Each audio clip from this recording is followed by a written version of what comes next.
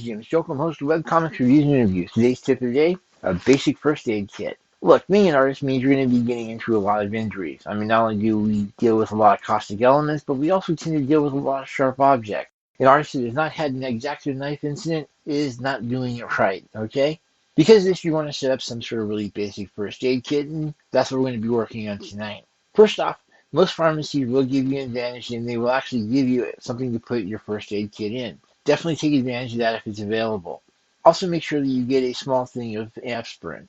It's just straight up. If you want something for aches and pains, and nothing's better than aspirin in a pint. Also, make sure you get some sort of ace bandage. Yeah, I know a lot of people don't do it, but the cool thing here is that if you're dealing with sprains or other issues, an ace bandage can't be beat. Plus, if you're in a dance, you're definitely going to appreciate having one of those around.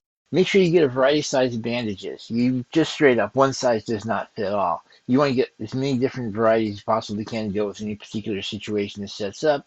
And you definitely want to get a small pair of scissors just to make sure that you can cut the bandage down to size if necessary. Again, it's just really nice to have, so definitely look into it. I cannot recommend cotton swabs enough.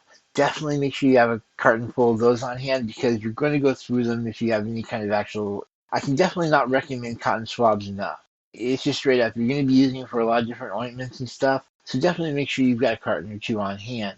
Speaking of the various ointments, you're going to want to look for stuff like antibacterial, anti-plague cream like Neosporin.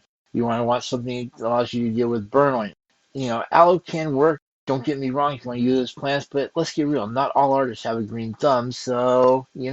Also, you want to track down something called styptic powder. Styptic powder is essentially really cool because it allows you to coagulate a little bit faster, forming scabs and will allow you healing a little bit faster. The only problem is that you're probably going to find it more likely in a pet store than you will a pharmacy. So it's definitely interesting to go into a pet store and actually grab a first aid thing, but do it. You're going to love it.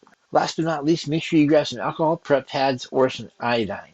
Either way, it doesn't matter. You need something to basically work as an antiseptic when you're cleaning wounds, and that's the best thing for it. In all honesty, that's here as simple as a first aid kit as you're going to get. I hope that's helped. If it has, please check me out at Webcomics Reviews and Interviews available at any podcast distributor near you. Thank you and have a great day.